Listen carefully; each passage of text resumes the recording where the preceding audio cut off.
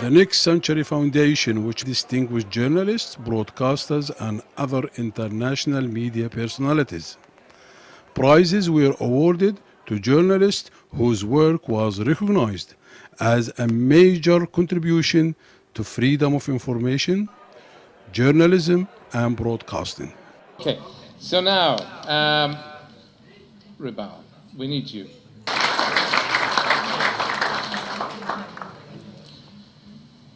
Good evening, everyone. Ladies and gentlemen, it is my great pleasure to stand in front of you of this distinguished gathering of journalists working very hard to better our future of living with each other. Next Century Foundation believes in progress and accomplishments and the making of a better future for humanity.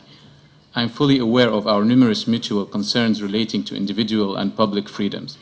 Media and politics are required to deal with this issue with objectivity and commitment to the rights of individuals and groups.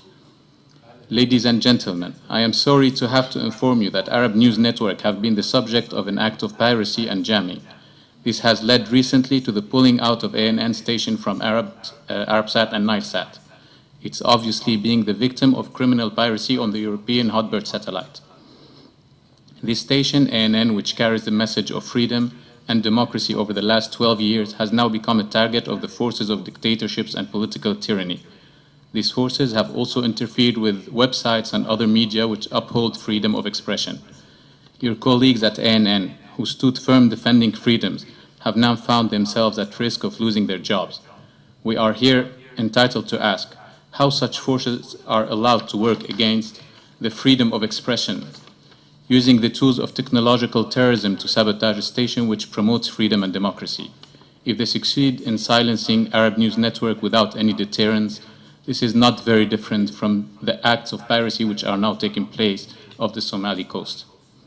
I would have far preferred to have spoken to you this evening about the accomplishments of New Century Foundation, which is doing a great job promoting understanding and reconciliation in the world, than to have reported to you these despicable acts and transgressions against free speech and communication.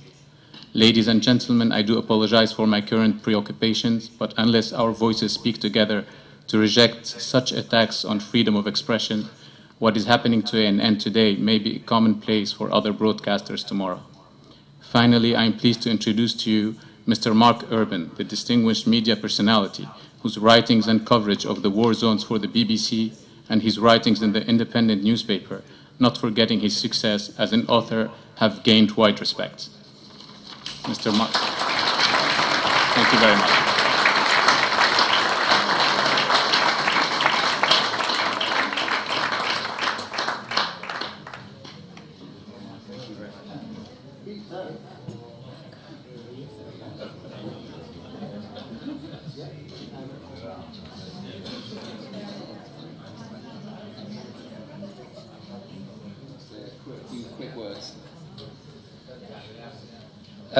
I'm sure you don't need me to tell you that the Middle East is an extraordinarily volatile and resilient place.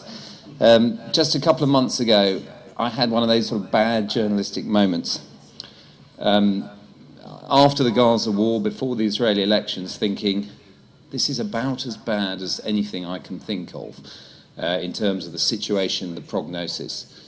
Now we have a situation which very much reminds me of my first visit to Israel and the occupied territories for Newsnight in 1991, which was in the run-up to the Madrid conference.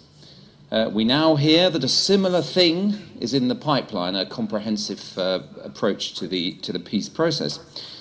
And I thought I would share with you a pearl of wisdom that I heard on that first trip back in 1991, which may prove operative in the coming months. I'd interviewed Hanan Ashrawi, who was preparing to go to Madrid, and she'd had a sort of preliminary meeting with Jim Baker, the US Secretary of State, in Jordan.